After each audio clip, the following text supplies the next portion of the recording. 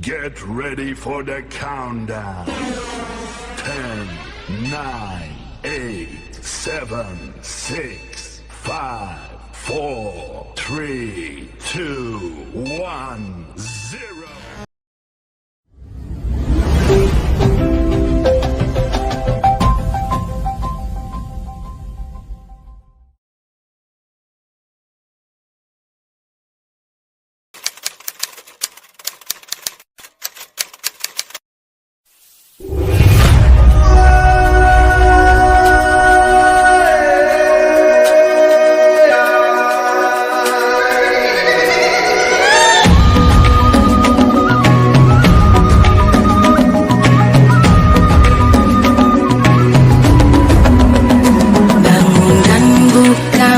Matamu saatnya meraih mimpimu, arahkan pandangan ke depan, Tuhan kan menuntunmu.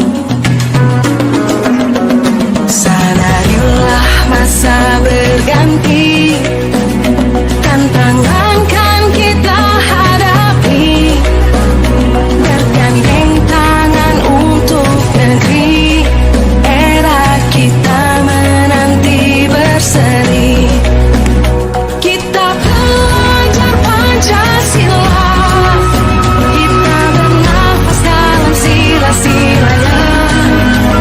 Kita belajar Pancasila, ayo kita jaga untuk Indonesia. Bersatu dalam perbedaan, berpegang tangan dan berlari, singkirkan egomu oh kawan, demi negeri ini.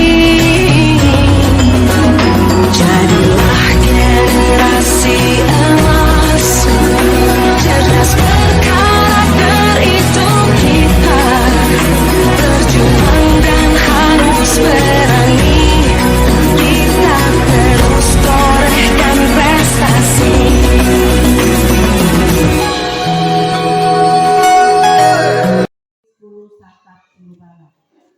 Selawat dan salam semoga tetap tercurah pada junjungan Nabi besar Muhammad SAW, pada keluarganya, sahabatnya, dan mudah-mudahan sampai pada kita sekalian. Amin. Nah, Bapak Ibu, staf Dewan Guru SDN 50 Bala dan SMP Negeri 10 Sarta Purbala, hari ini Pak Wahyu ya selaku calon guru penggerak angkatan 8 akan memberikan sosialisasi budaya positif yang akan diterapkan, dan mungkin ada yang sudah dilaksanakan, kita laksanakan, atau mungkin yang belum. Nah, kita bersama-sama kita menyimak, dan mungkin nanti akan ada pertanyaan atau mungkin meminta, maksudnya Bapak Ibu akan memberikan masukan, pendapat ya dari apa yang disampaikan oleh Pak Wahyu. Ya, jadi diharapkan kita di sini untuk fokus dulu ke kegiatan ini ya Bapak Ibu ya. Jadi kita sama-sama melihat dan menyimak apa yang akan disosialisasikan, yaitu yang berkaitan dengan budaya positif di sekolah.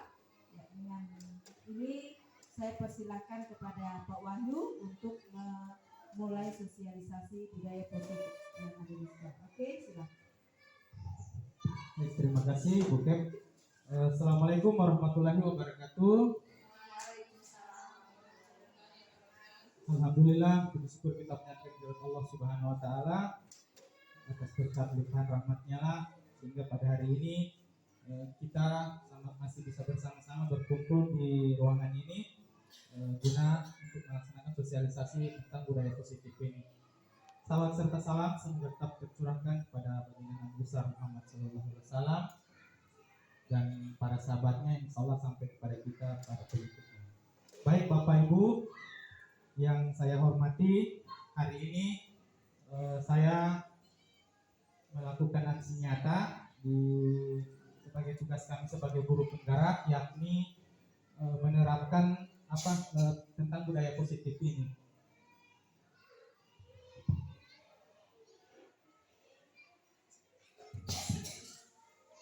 Baik, saya adalah CGP di Angkatan 8 di Kabupaten Gorontalo. Nanti mungkin setelah ini teman-teman sekalian akan menyusul sama-sama. Insya Allah bisa lulus di guru penggerak ini di Angkatan 10 ya. Dan bisa sama-sama menerapkan pendidikan yang positif untuk ke depan. Baik, ini adalah aksi nyata saya modul 1.4. Nah, di mana di modul ini kita diminta untuk mensosialisasikan tentang budaya positif yang sudah kita pelajari. Pakai tangan dan lain-lain. Nah, budaya positif juga ini akan menciptakan rasa aman dan nyaman kepada peserta didik selama dalam proses pembelajaran. Nah, budaya positif juga itu ketika sekolah itu sudah diterapkan budaya positif itu akan menciptakan rasa aman kepada murid-murid. Nah, ini konsep inti dari budaya positif itu ada 5. Yang pertama disiplin positif, kemudian ada motivasi perilaku manusia, posisi kontrol. Posisi kontrol kita sebagai seorang guru, kemudian ada keyakinan kelas. Nah, biasanya peraturan untuk yang di sekarang ini sudah dirubah menjadi keyakinan kelas ataupun keyakinan sekolah. Biasanya peraturan itu guru-guru yang buat, ini tidak boleh begini, namun tidak ada kesepakatan antara kita dengan siswa. Makanya di guru penggerak ini diminta dibuat keyakinan kelas, bukan peraturan kelas. Kemudian ada segitiga restitusi. Ini adalah inti dari budaya positif yang sudah kita pelajari. Nah, yang pertama disiplin positif. Disiplin positif ini merupakan pendekatan mendidik anak untuk melakukan kontrol diri dan pembentukan kepercayaan diri. Itu pengertian disiplin positif. Kemudian tujuan dari disiplin positif ini juga adalah untuk menanamkan motivasi kepada semua siswa kita agar mereka menjadi orang yang mereka inginkan dan menghargai diri sendiri dengan nilai-nilai yang mereka percaya. Itu tujuan dari disiplin positif. Kemudian motivasi perilaku manusia. Motivasi perilaku manusia ini yang pertama itu ada 3. Yang pertama ini untuk menghindari ketidaknyamanan atau hukuman. Yang kedua untuk mendapatkan imbalan atau penghargaan diri dari orang lain. Kemudian yang terakhir untuk menjadi orang yang mereka inginkan dan menghargai diri sendiri dengan nilai-nilai yang mereka percaya. Kemudian untuk teori kontrol, posisi kontrol kita sebagai seorang guru, dalam teori ini kita berusaha memahami pandangan orang lain tentang dunia, bahwa setiap tindakan itu memiliki tujuan. Kita hanya bisa mengontrol diri kita sendiri, namun kita tidak bisa mengontrol orang lain. Seperti kita mengontrol kita tidak bisa mengontrol siswa.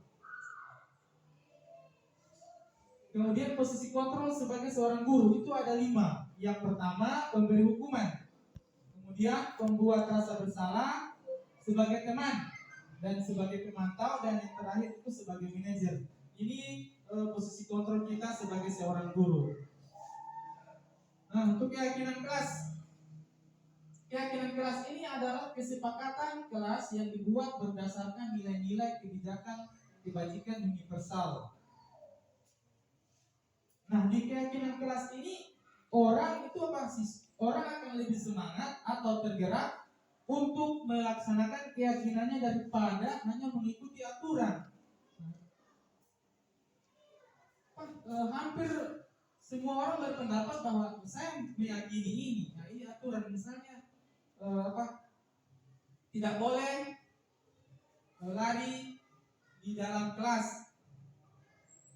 Itu aturan. Aturan itu tidak boleh lari dalam kelas. Namun tidak semua siswa itu meyakini hal itu. Mereka, di Pak Guru bilang tidak boleh lari di kelas. Orang hanya berjalan. Nah, ini pembentukan keyakinan kelas. Keyakinan kelas itu bersifat abstrak daripada peraturan yang lebih rinci dan nyata. Keyakinan kelas berupa pernyataan universal. Pernyataan keyakinan kelas selalu dibuat dalam bentuk positif. Nah, setiap keyakinan kelas itu dibentuk dalam setiap positif. Dan juga untuk teman-teman semua, untuk pembentukan keyakinan kelas itu tidak boleh ada kata dilarang atau jangan. Nah, itu tidak bisa kita buat dalam keyakinan kelas. Kemudian keyakinan kelas hendaknya sesuatu yang dapat diterapkan. Semua anggota kelas bersedia meninjau kembali keyakinan kelas dari waktu ke waktu. Jadi untuk keyakinan kelas ini tidak misalnya hari ini kita buat, bulan-bulan berikutnya itu bisa kita revisi kembali, tidak monoton harus itu yang seterusnya, tidak. Itu bisa kita tinjau kembali sesuai dengan situasi kondisi yang ada. Inilah langkah pembentukan keyakinan kelas. Kita jelas memberikan kesempatan kepada semua siswa. Jadi saat kita membentuk keyakinan kelas itu kita menyuruh siswa silahkan menulis apa yang menjadi keyakinan kalian. Kemudian mencatat semua masukan, menyusun keyakinan kelas sesuai prosedur pembentukan keyakinan kelas dan seterusnya. Kemudian yang terakhir, keyakinan kelas dapat ditempel di dinding kelas agar mudah untuk dilihat. Jadi setelah kita membentuk keyakinan kelas, kita tempel di dinding supaya itu yang jadi selalu dilihat oleh siswa dan akan sebagai pengingat dan akan diterapkan oleh siswa itu.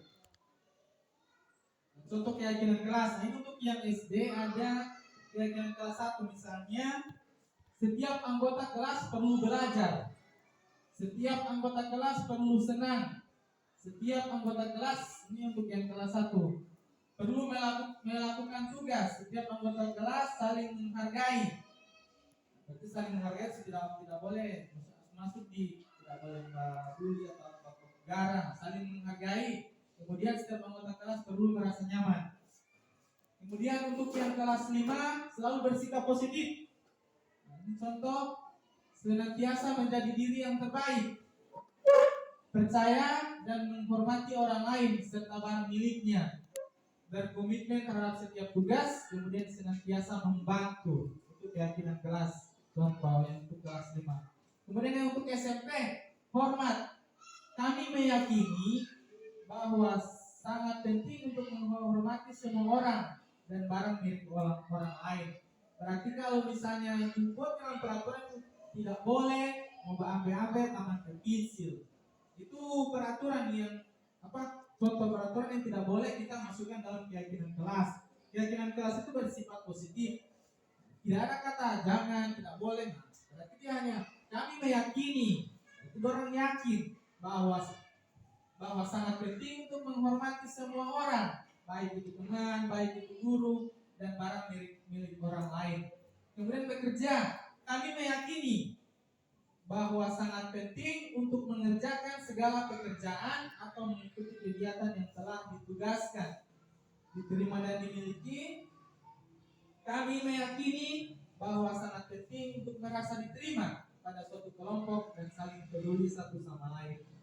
Jadi ketika kita menyuruh siswa membuat keyakinan kelas, terserah mereka mau tulis apa, yang penting ketika ada kata jangan ataupun tidak boleh, itu tidak bisa kita masukkan dalam keyakinan kelas. Kemudian segitiga restitusi. Ini konsep budaya positif yang terakhir, itu segitiga restitusi.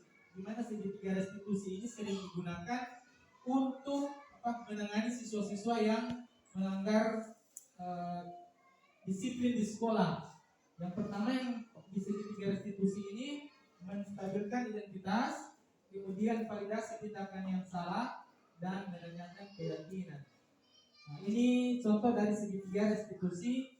Ada contoh untuk validasi tindakan salah, menanyakan keyakinan, menstabilkan identitas. Bagaimana kita memvalidasi tindakan yang salah? Ketika ada siswa yang bermasalah, kamu tentu punya alasan mengapa melakukan itu. Jadi kita memvalidasi siswa tersebut bahwa dia Radit, kamu pasti punya alasan kenapa kamu tidur dalam kelas, atau kenapa kamu terlambat masuk di dalam kelas. Itu kita memvalidasi. Kemudian adakah cara yang lebih efektif untuk mendapatkan apa yang kamu butuhkan? Menanyakan keyakinan. Nah, ini yang terakhir, menstabilkan identitas. Setelah kita validasi tindakan yang salah, kita stabilkan identitasnya. setiap orang pasti pernah melakukan kesalahan, bukan cuma Tinunu, bukan cuma Tino yang pernah melakukan hal itu, pasti semua orang punya pernah melakukan kesalahan. Kemudian kamu bukan satu-satunya yang pernah melakukan ini. Itu kita stabilkan identitasnya. Setelah itu kita tanyakan keyakinan. Keyakinan apa? Jelas apa yang telah kita sepakati? Kamu ingin menjadi orang seperti apa? Keyakinan kelas seperti apa yang kita sepakati? Karena sebenarnya kan kita sudah membuat keyakinan kelas. Tidak boleh saat jam pembelajaran berlangsung semua harus masuk ke dalam kelas tepat waktu. Itu keyakinan kelas. Kita tanyakan untuk meyakinkan keyakinan siswa itu. Oh ya sudah. Tak terasa sudah, terima kasih ya, slide terakhir. Nah, itu inti dari budaya positif itu ada 5. Yang pertama tadi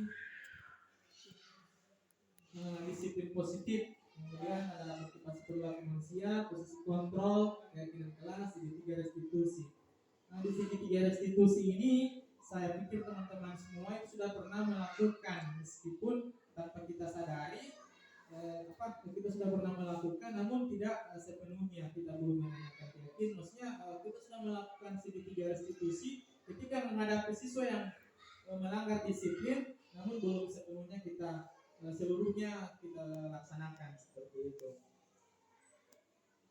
Kira-kira cuma sampai di sini tentang budaya positif ini.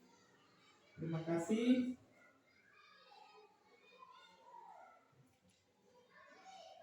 Atau saya kembalikan dulu ke buket. Terima kasih. Itulah sosialisasi tentang penerapan budaya positif pada hari ini. Lebih dan kurangnya saya mohon maaf. Billahi taufiq wal hidayah. Assalamualaikum warahmatullahi wabarakatuh. Saya kembalikan ke Ibu.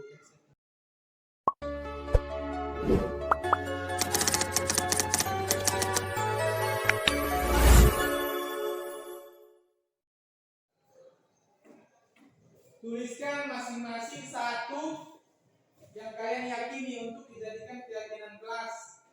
Nah, misalnya tadi masuk kampus tepat waktu, buang sampah harus pada tempatnya. Satu orang satu ya.